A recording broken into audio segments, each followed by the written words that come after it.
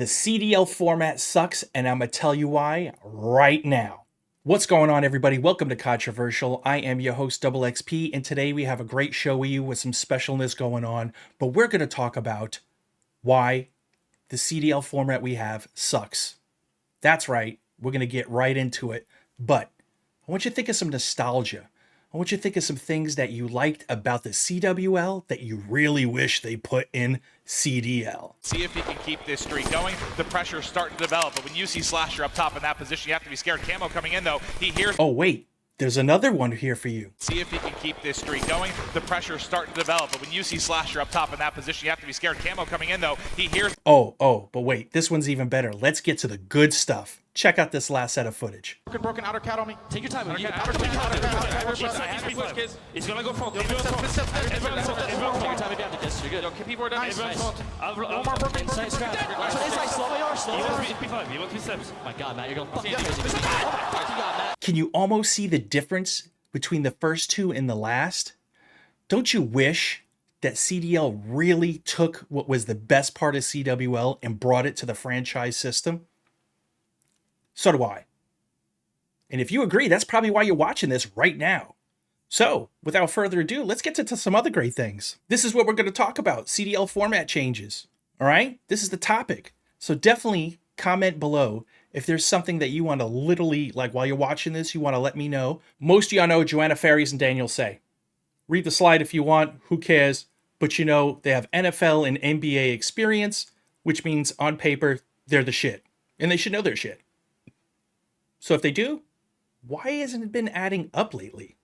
Just saying. We'll get to that later. You know there's 12 teams, 4 active in a sub. I'm not sure about all these team staff roles or whatever like that. I don't think they're really that mandatory, but I know, like, because hell, Optic didn't have a freaking real coach for God knows how long. I mean, let's be real. If it was up to me, yeah, we're going to have to change some of that. There needs to be permanent staff roles because that could make or break a team and really screw the pooch on a lot of format stuff. And you all know the other stuff, points base, offline, online majors. So no big deal. I mean, it is what it is. We're going to get into what I'm proposing is the discussion topic of the new CDL format changes. We're going to do something special today on this episode. We are literally going to bring in a guest. Lo and behold, Mr. Ceelos, the confirmed #1 super fan of the Subliners. So what's going on, brother? How you doing? Hey, what's up, man? Doing great, doing fantastic. But I'm ready to talk about some Call of Duty. I mean, why not? You're the super fan, right? You are definitely the course. super fan. So you eat, sleep, and shit Call of Duty, and I'm more than thankful for you coming out, even when you got like the one droopy-eyed sleeping and all that. I know. Hey, I'll share my Rockstar with you, brother. I'm gonna send it right through for you. Here, take a sip. I'll take a sip. So bad. But I'm glad that you decided to come on the show today. Make sure you follow him, Ceelos FTW on Twitter. Is that correct? Ceelos FTW on Twitter. Ceelos FTW on all socials. All socials. So let's social him out. How many years of experience you have as a fan in Call of Duty? As a fan, I've been watching since BO2, so whatever year that started. And then, like, how many events have you went to? Because rumor has it you like set up shop. Like, they got your own parking spot at every event. Oh, okay, no, that's a little bit too excessive. Wait, Jacob Hale said it's true.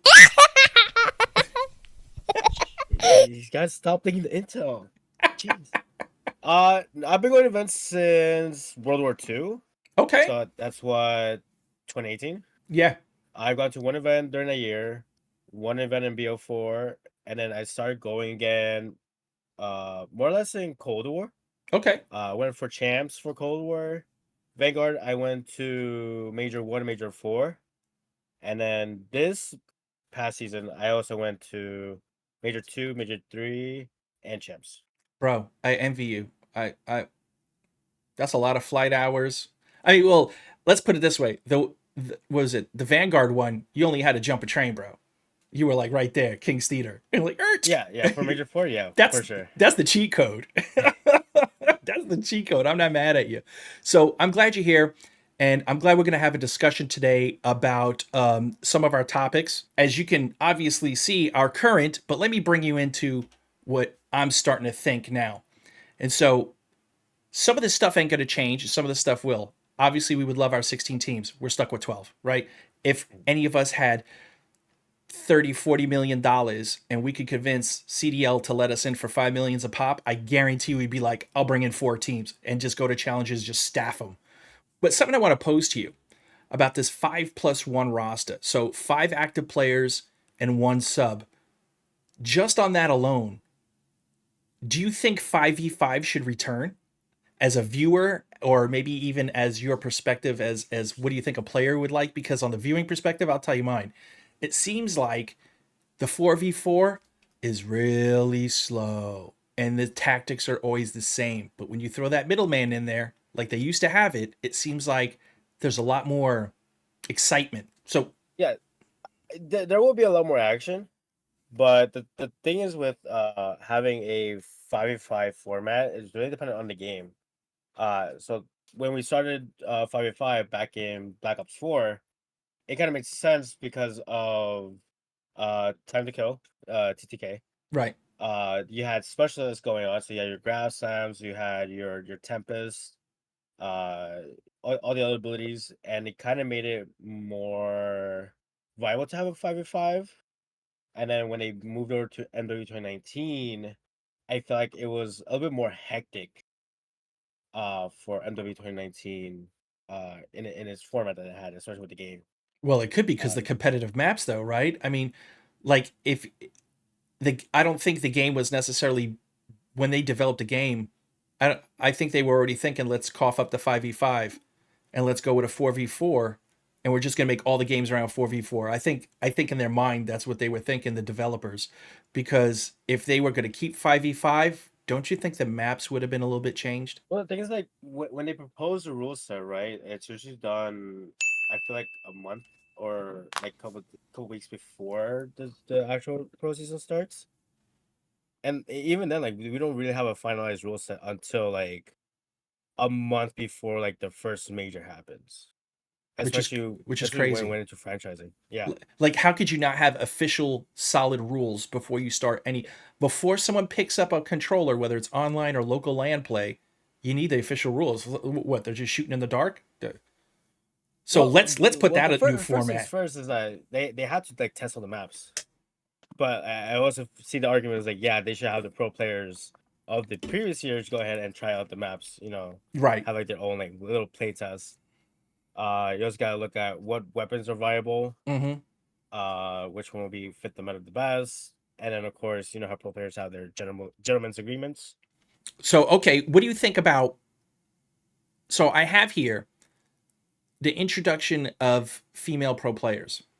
And I base this off of Activision wants to go holier than now, and they want to include everybody and their grandmother, which is good. I mean, don't get me wrong, it's good, but it stops there, and it doesn't transcend into pro play. Like, yeah, you have people in challengers, but Mhm. like it doesn't transcend to like, let's bring these females up. They're good. I mean, think about it. If you had time to watch Alley Cat's, was it Women of COD League or what is it, Yeah, women WXC? of COD. So that's a perfect idea.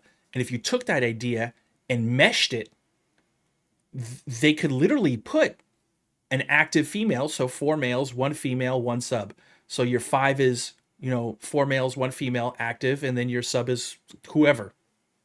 But I'm thinking they need to mandate that because that shows that they support Call of Duty not being just a male only game, and they acknowledge that if they want to be diverse in everything, it transcends truly into the competitive platform. Your thoughts? I don't know. It's kind of very picky to touch on this topic. Um, just because like the the resurgence of female players has been very recent, at least from like my point of view. Like of course, like we've had like females play Call of Duty, like they'll be streaming, they'll play Warzone, especially Warzone competitively. Example, Swisham, part of NYSL, like she plays Warzone competitively. But in terms of like the multiplayer aspect, I feel like there's been more rise just recently. Maybe I mean not just this year, but last year as well. Uh, where they're able to showcase like their skills on LAN, especially for challengers. Now to have them integrated, I feel like we still need to take a couple more years to just have them showcase like their skills. I feel like again what Alley-Cat's doing is amazing because you'll have eyes on them regardless Right. of like other situations, you know, in the pro league and even in challengers. And then of course, you know, like Zuma has also done like the 10K S&D tourney Right. right before champs happened, and they Yeah. also had a all female team. I feel like But they just see, need to spotlight a little bit more. but do you see that? It's like an all-female team. It's still Yeah, segregated. You have all yeah, males, all females. You don't have like a co-ed roster. Um, and I think co-ed rosters, they bring yes, they bring new challenges for coaches or whatever, but that's what you're a coach for, to use those challenges. But at the bottom line, it's all about inclusivity. If Activision is throwing that card out there, then that should transcend to the CDL. That should transcend to challengers, you know, and hopefully teams will not segregate them anymore. And even in challengers, it's you have co-ed teams. I mean, obviously it's never been against the rule set. It's just a it's stigma definitely nice. It never Be- listed. because I feel like if the women of COD was not a thing, or it is a thing, I still think even Activision should have backed that. I don't think Alley Cat should have had to create something separate. She fills a gap, she fills a need, but I don't think she should have had to do that because there You should have should been have an be the pioneer avenue. about it. Right. She shouldn't be segregated. What she's doing is great, but I feel like she's only gonna get so much support. Like Activision should have like shelled out 10K for it and she could have a bigger prize pool, something. Or say, you know what, Yeah, Allie, we like what you're doing. We're gonna turn around and try and mush this into challenges. That's just me. I mean, we could probably beat this with a stick all you want, but I get it. So some of these format changes, I don't that I'm thinking I don't see them happening next year. We got divisions. Now I kind of emulated this like what we liked about pool play. The only real difference is one we're stuck with 12 teams, so it's kind of off a little bit with the division setting, and then they're able to play cross divisional like they do NFL. So you play in your division, then you play some other fool. But I wanted to name them after COD developers. Why? Because there's three main ones, so it was easy. It's just easier in my mind. And I kind of threw some names out there to balance out the teams, on the East Coast, Central, and West, and all this other stuff. Also to help with ping related issues and things like that. Because my idea is not just the pool play aspect, but it is kind of encouraging developers to be more part of the competitive side, not just we make a game that's focused towards casual. And when they get immersed into the competitive side, like a majority of the devs, I maybe 10-20% of the devs do, but let's say 70% of the devs are now ingrained into what the CDL is because they're part of this tournament, and to some extent, whether they're a sponsor name, whatever, they're the trophy, whatever it is, that they might actually start making games slightly more tailored. They balance it instead of heavy casual. It's like 55% competitive, 45% casual. So that's my intent with some of this stuff. It's not just about let's throw it in divisions or whatever. So by all means, you see it, spit out what you got, because I think this subject here is going to like really push some buttons on a lot of people. yeah. The thing about having all three developers kind of pitch into the divisional aspect that you're trying to propose here. Although I like the idea, I feel like it'd be complicated to have Activision themselves try to force these developers to contribute something that they're not working on. Because again, remember, Call of Duty is a year by year year by year game. Each developer has their own cycle Right. where they prepare a game, they develop it, and then they release it to the public, and that's what we play for a year. So like, for example, last 2023 we have Infinity Ward. Right. Next year we're having Sledgehammer, and then hopefully the year after that we Treyarch, have baby. Treyarch. Yeah, I have full faith in Treyarch. When it comes to Treyarch games, I have full faith in them that they will definitely be looking more into the competitive aspect, unlike Infinity Ward. Sledgehammer, they do an okay job. I feel like Vanguard wasn't that rough. World War II wasn't that rough either. I feel like they understand that there's a competitive community, at least in Call of Duty. Right.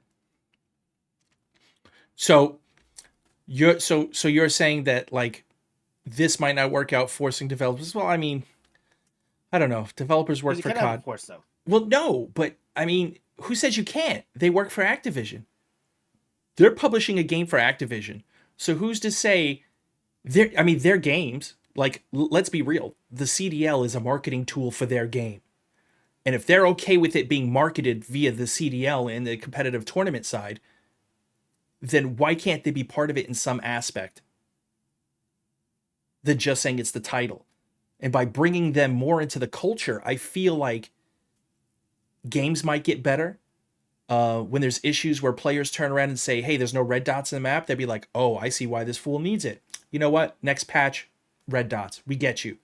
GAs or whatever might be handled faster when you start having these people ingrained in the competitive side. And then as other developers and their titles roll out, they're more ingrained. I don't know. I don't know. I just It's a very like tough thing to talk about. Just because like I know for sure people will love to have like Treyarch work on an Infinity War game alongside with Sledgehammer. Like like people always been wondering this, like why not have Infinity War focus on the campaign? right. Have Sledgehammer help Treyarch, develop maps, and then Treyarch just focus solely on competitive. Right. No, I totally agree. I Yeah. mean, you got all these devs. If you put all your eggs in that basket to make something, you probably Yeah, make just use what they're like most like just use them what they're better at. right. And then Yeah, use like Raven to pick up Infinity the War is pieces. always known for the campaigns, the Right. original MW's trilogy, and then with this series, the reboot basically, all the campaigns have been amazing. Yeah, it Treyarch actually was games, really good. multiplayer, competitive. Hell, they brought in card casting back in BO2. They're the first ones to introduce it. And then Sledgehammer, I feel like they've had a bad road. They had what MW3. Right. They had Advanced Warfare, which I love to death.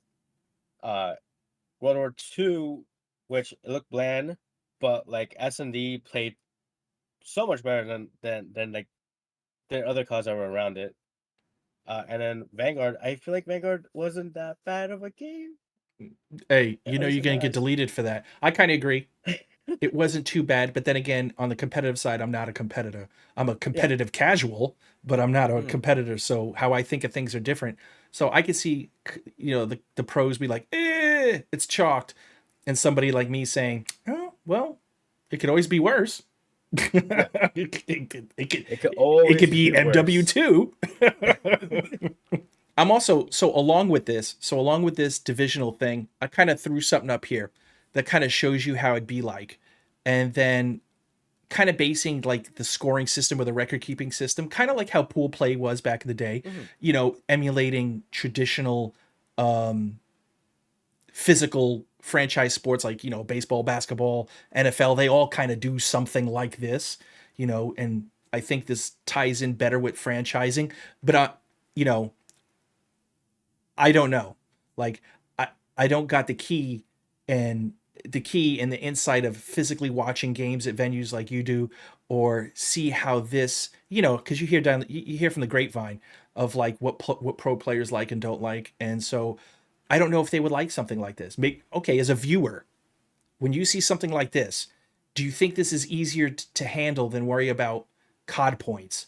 Do you think COD points make it messier than something similar to normal pool play like this as a whole league thing? I feel like pool play is definitely much easier to understand because if you do pool play, you just play the people within your group. So if you have 4 teams in your group, you'll play the other 3 teams once or twice, preferably twice, uh within the online qualifier portion of it, Right. in this case. Uh the point system, I feel like it was definitely different, especially heading to 2019 compared to what we had is back in BO4. But it's not that complicated to understand. I feel like right now they just have to change the way they offer points on wins Okay. online and on land. So you definitely agree, and I do. So like typically, if they didn't want to go with something like this, then I would agree. Like OQs should be way less points, like 5 points. Or if they're going to keep it 10, then you have to make land appearance points, even if you're the shittiest team, more worthy than OQs. You just have to. Yeah. And I agree with that, because like you could literally cheese it, and we've seen it. We've seen it through the MW2, and we've seen it through other seasons where you could be the worst land team and still have really good points. And you're just an onliner instead of a laner. So like I get it. Yeah. I get it. So do you think that point a revamp a point system would be better than doing something like this? In this current state with 12 teams, I would believe so. Okay. That's Yeah. fair. Yeah. I mean, But we can still have group stage though for online qualifiers. I'm not sure if you remember back in Cold War, we had 2 groups of 6. right. Yeah, I remember that. And yeah, I feel like we should integrate that again. You know, that's Instead actually of- not a bad idea. Yeah. But I feel like the way they create the groups after every major should probably be different. So you're the saying way- reshuffle? So after every major, reshuffle groups so that allows other teams to keep playing other teams? Because the way they did it in Cold War is like after every major, right? Right. You have the top 2 placing. So basically, you're the 2 teams in the grand finals. Right. They'll be the leader of Group A and the leader of Group B, and then they'll pick teams in kind of like a snake draft. I think that's what it was.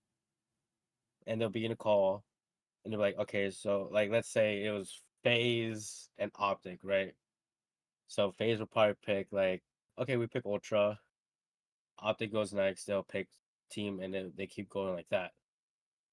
But in this instance, I feel like you'll have teams that don't really play online as often as they should, which is why they went to the current format, when that started in Vanguard, where they pre-scheduled the matches. Right. But like you'll still kind of have like it's kind of the same thing, like where they still have like 6 teams playing, but like yeah, like you'll still play your 5 matches. Okay. Yeah. But like they're already pre-scheduled. Yeah, I get you. I get you. Yeah. And that's something good to think about. And I'm glad you brought up those points, because I bet you somebody's going to comment below and say exactly the same thing. So check this out. If you're going to say exactly the same thing, comment below. We both want to know. We're going to read them. We're definitely going to read them. So let us know below if you're team Ceelo or if you're team Double. I mean, let me know. All right. Yeah, I want to know too. Like, Yeah. I feel like the Cold War era wasn't that bad, especially with the group stages, like for online qualifiers. You know what I just really thought of right now? Sure. So, like the FIFA World Cup, right? You know how they have like different pots for like certain countries and certain teams depending on ranking. Okay. Why don't we just do that? Like, we literally have a draw after every major. So like teams in the grand finals will be in pot A. You'll have your 3rd to 8th team in pot B, and then in pot C you'll have your bottom 4. And you pick the leader from the first spot, which would be 1st and 2nd. Then from 3rd to 8th, you'll pick the other 3 teams. Right. And then in pot D, They do that shit in the last FIFA? 2. That sounds like Yeah, that literally they do. sounds like you're picking somebody to be on like your dodgeball team, and like that poor Yeah. little Timmy's gonna get picked up last.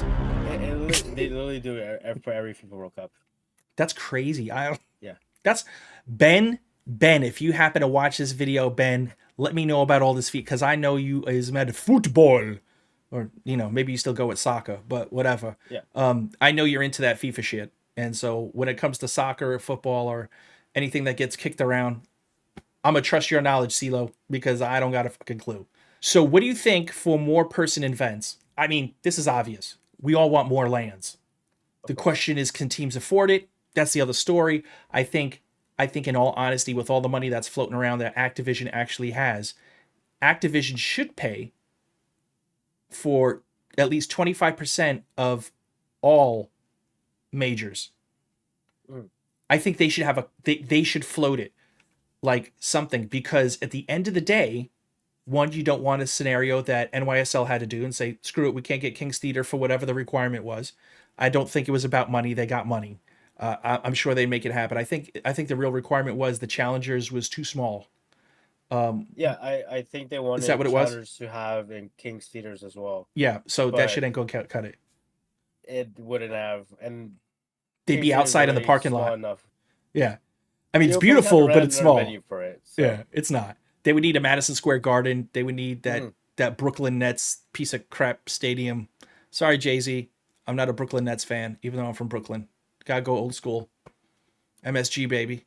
But so you definitely, I'm assuming you and I agree, more in-person events. Oh yes, of course. At least minimum 6 majors. Yeah. Okay, good. We could toss that one out. What do you think about... Now, obviously, this was kind of still based upon the divisional thing I was going with. So 21 weeks of online qualifiers, and then the 20, and then like in between the qualifiers, you have your lands, your majors hosted by the game developer, of course. So there's an additional pot of money that helps relieve the team to make them bigger prize pools. Like that's what I was thinking, bigger prize pools and, easier to fund for teams, because I would like to see Vegas Legion host a LAN. I mean, they have HyperX Arena in Vegas. Why couldn't they do it there? And there's actually another esports arena that's, I think, in the pyramid. I don't know what the fuck they call the pyramid, but I think there's like an esports arena in there as well. It would be nice to have Vegas, right? And let's say Ravens move to North Carolina. Let's say that rumor comes true.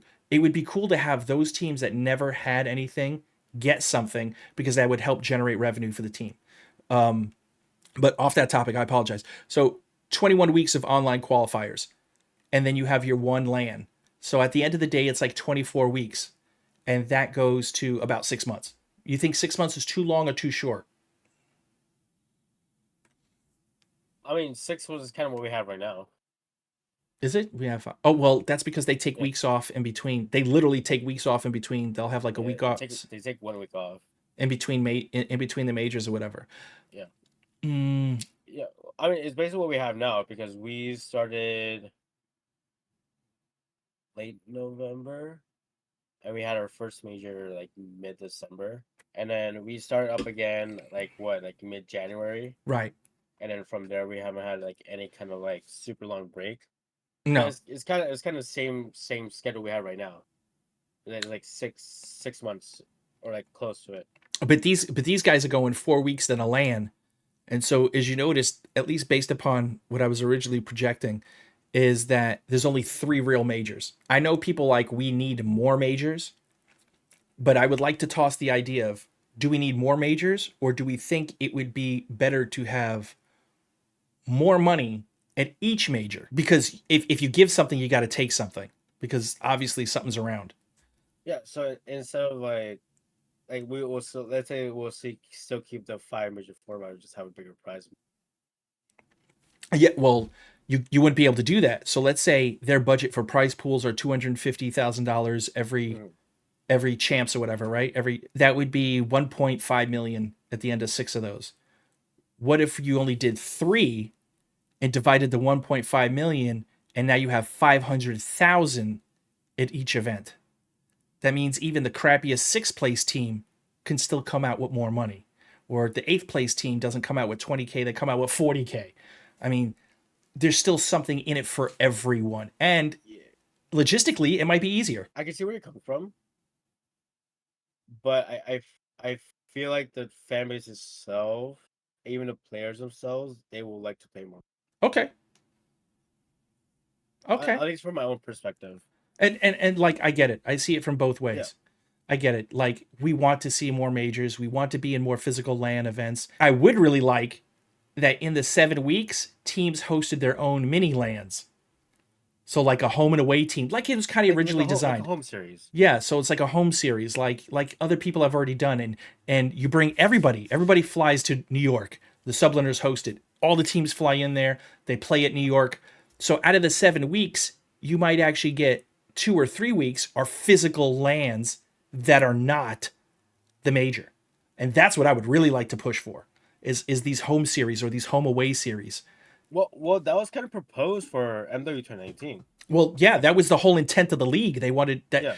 They specifically said they wanted stadiums for everybody. Like every team was supposed to have some type of stadium or venue dedicated that when they want an event, they could do home and away, home and away. What if we weeks? did the longer weeks and we literally scheduled it like how the NFL or the NBA has it, where there's bye weeks. Like you flat out for shit sure you have 1 week you're not playing within this schedule to give some flexibility to, I don't know, maybe Hex wants to take them all river rafting.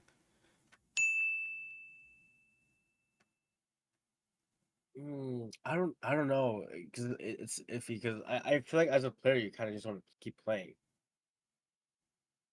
Yeah, Like no matter but what. don't you think with my biggest thing is if you don't give them a chance to breathe because they have the long scrim hours, they're always doing something, right? And maybe something they love. But to me, I'll be honest, I don't think the Scums and the Crim Sixes and Octanes they retired because the game sucked. I think they retired because they're burnt the fuck out. They're older, they got other things to do in their lives, and they're burnt out. Yes, the quality of the game does matter, but at a point in your life, do you really want to keep going through all of that? I When mean, yeah, that Clayster's literally hitting 30, 31, and he's still at it. I got it. I think that's the goal. He was like, everybody's gonna drop and then I'll be the last one. So, Yeah, he's the last one standing. last one standing. I mean, I understand where you're coming from because like it is a big sacrifice you have to do, for like a good half of a year, a little bit more of a year actually. Um, but that's what they're committed to. That's why they're they get these contracts. Why they're why they're even in esports. I mean, esports itself, like you don't have people past like 30s even playing. Yeah, most pro players are end up from being 18 to at least like maybe in the higher 20s. I can't argue that. It's supposed to be a young man's game. So more of this junk. Most of this is kind of like the same thing. Even if it was like division hosted, it's still pretty much the same bracket format. The bottom four, you keep double elimination, keep best of five, best of seven. I say best of seven for trophy Sundays, like the standard. So I think this is like definitely the area where if it ain't broke, don't fix it. I really want to pitch the idea of a 2 week postseason. One for the fans, two for the viewers, three for the players. So it's like fans, viewers, players, right? So do like what Overwatch is basically Is and that Valorant. is that what they do? They do like you'll have like your division finals like it would be in the NFL is one weekend, and then like your Super Bowl of COD is the next weekend. Yeah, so like I'm gonna talk more about Valorant because I kind of focus on Valorant more when it comes to like this kind of aspect, especially with this point. So for most of their tournaments, right? Actually, I should say they're one tournament that they usually have it per year. It's within like a month. Like they have like a LAN for like a month. That's insane. That's a lot of Yeah, money. but like they only have like one or two matches a day. Imagine if you're hardcore fans like we are.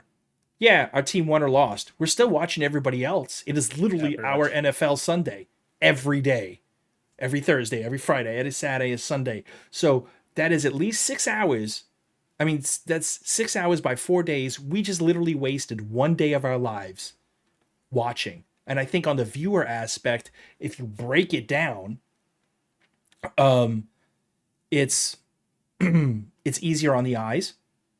I think as a fan, you may not want to attend divisional championships because you're saving money for Super Bowl Sunday. Or maybe you Mm. can't make Super Bowl Sunday because, you have to work that day, but you can make divisional champions. So, and then, who's to say you can't have them at separate areas? Like the league Yeah, championship I was could about to bring that always up. be at Vegas and the divisional championships could always be at Dallas. You have them already dedicated every year at two venues. So that's like the only point I was gonna bring up with like this aspect is like you could definitely have them in different areas.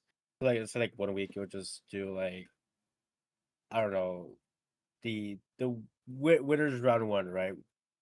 You'll do it in 1 week or like at least 2 days, right? You'll have two matches per day, Right. and then take a couple days off, and then you do the loser rounds at a different area, a different state, a different venue, Right. and then you do the loser rounds and then you go to a third venue, and then you probably do your top 3 or something like that. Yeah, I just think as you go down the line where it says matches for the live broadcast, I think by splitting it up Tuesdays, Thursdays, Saturdays, Sundays, regardless of what format you do, I think depending on the schedule, who's to say you can't? Why does everything, especially OQs, and this only applies for online qualifiers, why the hell do they all have to be Thursday through Sunday? Like, I don't get it. I don't know if it's a viewership thing. Why couldn't you have games on a Tuesday? I think it's Like just, like the I think it's NFL just- does. They do like, Monday football, Thursday night football, and then Sunday night football. There's 3 fucking times you get football. I feel there's just more traffic on them. Like, you'll have more viewers just pop in like from Friday to Sunday. That's why like Thursday matches are always like not the ones like the most viewed at, but like Saturday and Sunday matches are always like prime time. So I mean, I get it. We're not taking it away, but what if we just add? So instead of those really crunched up things, you're getting rid of some of those things early. Like, if you're going to have all these games throughout the week, will viewership fluctuate? Yeah, because maybe your team isn't playing on a Tuesday. So I get it. But I think for viewers who are mainly me, and I'm sure there's other people like me, comment below if you see where I'm getting at. But I think it's better this way to watch. I'm not like Call of Duty's already taken all your money. Call of Duty's taking your red dots away. And Call of Duty's taking all your time, your viewing time to watch these shows. So why not just spread it out? It's basically the same hours. You're just adding another day.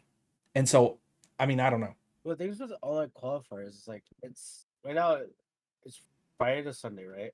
And it's like what is it? It's 4-5-5-4. Yeah, it's 4-5-5-4. Well, that's on Uh, LAN days, right? Yeah, land is. Yeah, regular online qualifiers is I think 3-3. Was it 4-4-4? No, online qualifier is 3-4-3.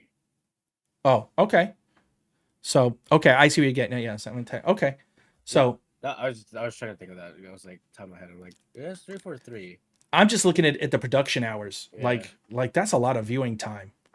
And I think something like that to make the fans happier and make them be like, oh my God, it's another 6 hours. I mean, because think about it, you watch for so much time and then you have a technical difficulty. And a 6-hour game becomes 8 hours. It's a 9-hour It's happened. Oh, it's more than happened. So So versus phase. if you have a 4-hour production and you have a delay, well, we're already used to 6 hours, so it's no big deal. We're already used to 7 hours, it's no big deal. So that's what I was thinking about. Definitely let me know in the comments below what you guys think. If for the viewing, for this playing schedule and the viewing and all that, if you like more days, or we just, hey, if it ain't broke, don't fix it, because that's obviously what the CDL is doing for a lot of things. If it ain't broke, don't fix it, but they haven't tweaked it right. Postseason, like I'm saying, each division, I'm thinking Saturday broadcast, trophy and more prize pool money. That was like the whole idea of like the divisional thing. And then when you get to the league championships, obviously you have a division winner, one per division, based off what I was going with. So then being the best overall league team, which is why those league percentages were so important, they get a bye. So team 2 beats up team 3, whoever wins there, then goes grand finals against whatever. And they're all best of 9 games to get the best viewing / competitive experience out of that. And that's another like primetime Saturday online broadcast. Because depending how it falls into the season, you're probably going to lose viewership of the older people because they're going to watch NFL over CDL, or they're going to try and put it both on the screen. Who the hell knows? So your thoughts on any of this projected or speculative postseason adjustments? I mean, this is kind of like looking back to like MW 2019, where you have your top seeds have like a 1 or 2 round bye, basically, which is like kind of like what you're proposing here. I don't mind actually having some of this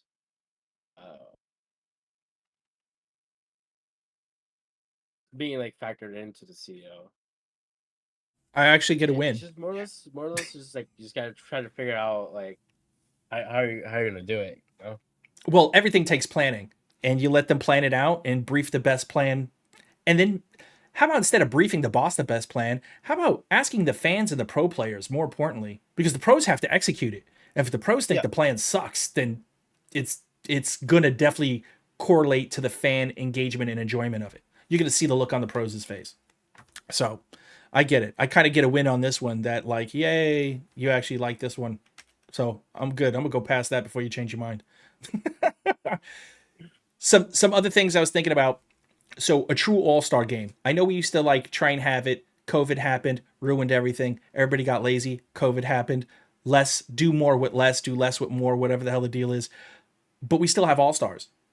That's what I'm thinking. I want to see true. What do you think? True all-star game? Like we have to have I one. agree with having an exhibition match between all stars. We're gonna have the first all-star team against the second all-star team. Yes. Like imagine we will see what it was. It was Hydra, Scrap, a BZ Celium versus Fred, Shotzi, Octane, and Dashi. I feel like a lot of people would like to see this matchup happen. Oh yeah. Oh yeah. 100%. And what's crazy is if so for fans we want to see it, but then you're starting to look at on the business side, orgs are looking to see who plays good with others because this all-star game is right before the season ends. So you see where I'm getting at? Yeah. It's like so it serves a multitude of excuses to see what's going on. I don't know. This one I want to talk about in another podcast, but what do you think about a formal awards banquet? So like either the night before the All-Star game or whatever. I'm thinking everybody gets dressed up, suit and ties, whatever the deal is, like, you know, Miles Ross does for the esports awards, you know, he gets all spiffy, beard's all trimmed. And you have it like they would, almost like a normal award ceremony. There's dinner served, banquet tables, really fancy, whatever like that. You're forcing your spouse or whoever you paid for to be next to you in a nice dress. And then you get to see everybody make fun of all the e-girls. I mean, classic. And you present the awards formally. Yeah, you could stream it. You could do whatever. It's a real event. But, you know, they're calling up the MVP and the Rookie of the Year, and they're having all these other awards, like the Best SMG of the Year, and that's like the Scump Award. Best play of the regular season. Yeah, whatever it is. So you have all these, like Coach of the Year. Who's Coach of the Year? Now, I know who I think Coach of the fucking Year is, and it ain't Rambo Ray. Coach of the Year. Yeah, it's Sender, baby. It's Sender. He transformed a team on his back. And all D-Real had to do was pull out a damn Cubano and relax in his cardigan. And he transformed. Coach Crowder, no offense to Coach Crowder, great coach, but he didn't put no mustard on the hot dog today. You know? So while we have all these great names of coaches, why not have a Coach of the Year award? So these are things I was thinking about. Special achievement awards. Maybe we try and get the players to do more community involvement, like they donated their time at a food bank. Pro players do it. Basketball pro players, soccer pro players, every pro player in traditional physical sports does it. So your thoughts? I mean, do you think esports pro players should do some type of community involvement? I agree. Actually, all the points you just listed here. Having a formal awards banquet. I wouldn't say you should do it before like the Sunday. I feel like you should do it before champs. Like you know how we have the Thursday to Sunday schedule? Yeah. Do that on Wednesday instead. Okay. You do a night out. You bring all the teams in. Yeah. Or at least their top 8. Well, no, I mean, all the teams can come to that, but then they would have to fly the fuck back because they ain't playing. Yeah, exactly. Or you keep them there as scrimmers. Yeah. So that fact that the 4 shittiest teams, they're dedicated scrimmers. Hey, I need to warm up. Come here, come here, Ravens. I'm pretty sure like Hydra and Scrap knew that they won those awards ahead of time. Yeah, So but let's try and keep this more secretive. Yeah. I mean, like they literally bring out the trophy, suit and tie. Maven brings it out. Maybe like if you had like, you know, the best SMG of the year award, Scump really brings out his own award. You know, Seth is, you know, is handing off the, you know, best SMG, you know, Seth Abner award to Hydra, to Scooby-Doo, whoever.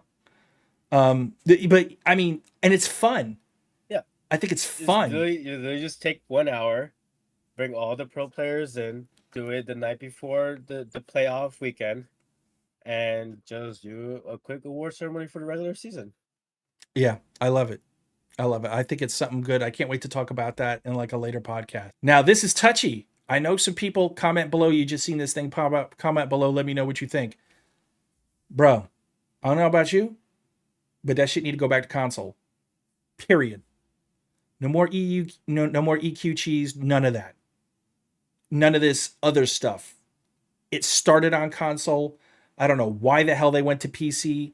Even if they put the game on PC, I don't even know why they thought that was a good idea. $2,000 PCs that you always have to upgrade, right? Always. As opposed to a $500 Xbox, right? And you get 4 of them shits for the price of one PC. So I don't know. You see what's up there. Let me know your thoughts. That's where I stand, flat out.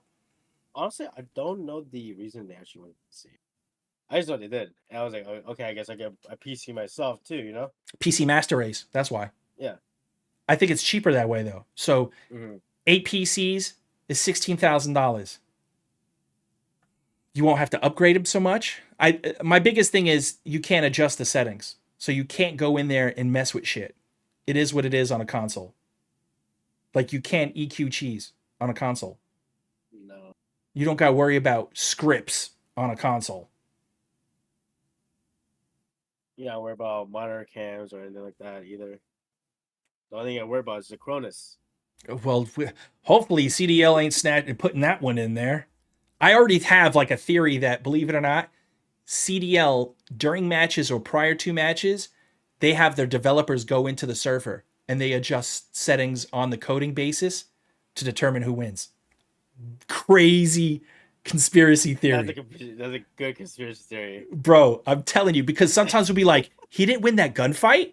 Yeah, he didn't win that gunfight because his bullets have been coded to register 0.5% less than usual on purpose. Nah, that's just the game, dude. This game was trash. But who's to say it doesn't happen because it's on PC? Let me just throw that out there. But that's such a conspiracy theory. But I mean, it's crazy. Yeah. It's crazy. These are my concerns. Now, I don't know if you agree with all these concerns. I don't know if the fans will agree with all these concerns, but this is what I'm looking at right here. And like I said before, it's all about adoption. So the biggest thing is, can you market this? Can you package it? Can you put it in a pizza pie and let people digest this and enjoy it and prove to them? It's mostly going to be based off financials because that's all Activision is going to be thinking about. That and the teams, let's be honest. It just costs more for the teams. I get it. And then I know I mentioned earlier, before I brought you on, that the leadership is good on paper. But to me, I don't think they're good in reality. And if you don't have good leadership, my biggest thing, being a private service officer in the Army, my biggest thing is shitty leadership equals failure at every level. And so while on paper you seem good, your execution is horrid. We already know that Joanna Faries is in charge of all of Call of Duty. So you're going to tell me that all this GA about red dots and why the red dots, you tell me she's going to be like, yo, Infinity Ward, motherfucking red dots, make it happen. Or someone's losing heads. She's in charge. So somehow she's in charge of all of that. And she's in charge of the fucking leagues, OWL and CDL. You gonna tell me she can't pick up a phone and make that shit happen? Yeah. It was literally 85% of the pro 80, 90. Even the pro players that didn't even want to say anything were saying something in their mind. Where's my motherfucking red dots? Come on.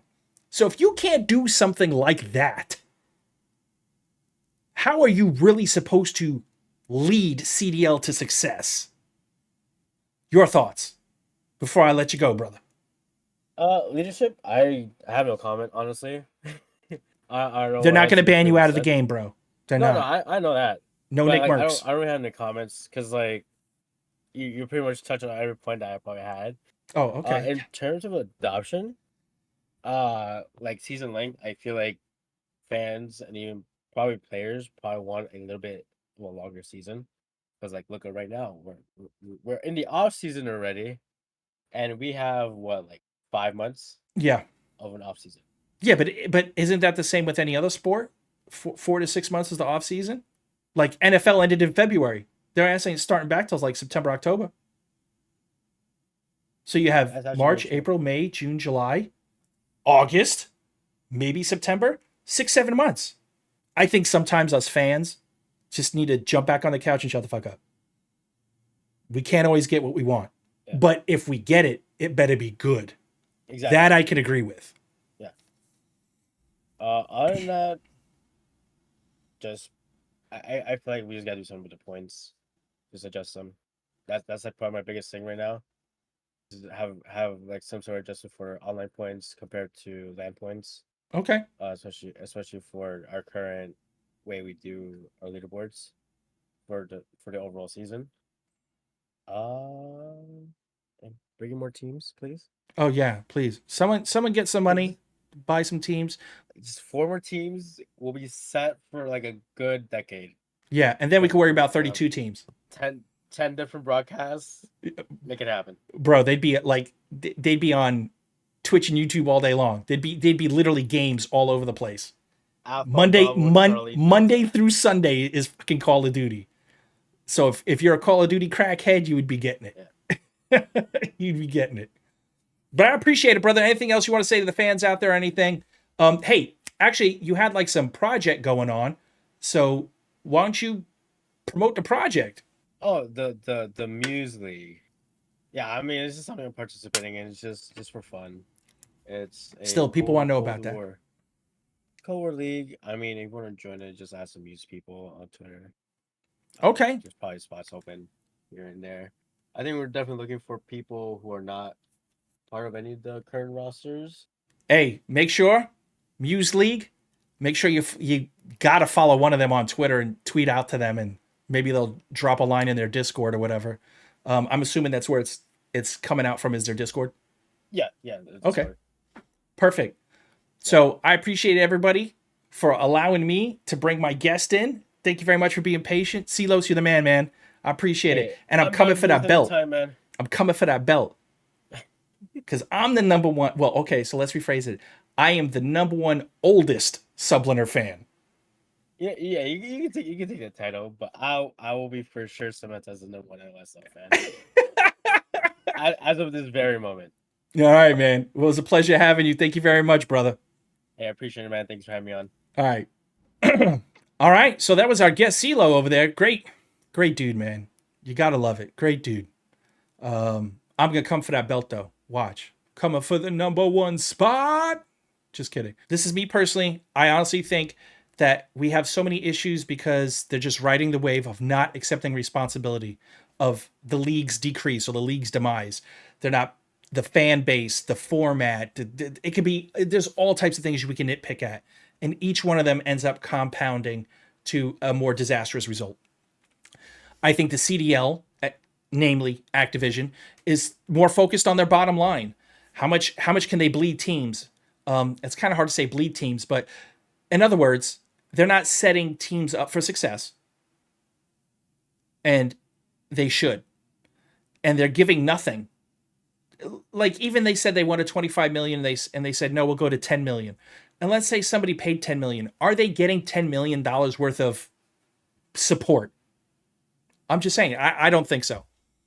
I don't think so. I think any org owner right now would tell you they probably get 1/5, maybe 1/4 of the support they expected. And that's why we're having issues with teams that we have now.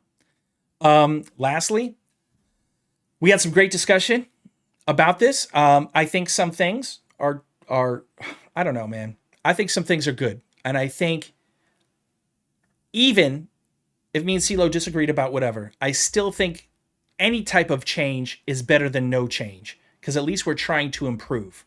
So could it be worse than what we have now? I don't think so. I don't. I still think it'd be a better product than what's given out now. And who's to say you try it, it doesn't work? You tweak it or you scrap it, go with something else. We got to keep trying things that could work, because at the end of the day, if you're not trying, then you're not trying to create success for the Call of Duty League. So those are my final thoughts. Once again, I am DoubleXP, your host of CoDtroversial. And with that being said, I want to make sure, thank you everybody who tuned in and watched the video. I know it was a little bit of a long one, but much love. And definitely make sure you hit the subscribe down, comment, like, all that good stuff. And I hope to see you next week. Take care.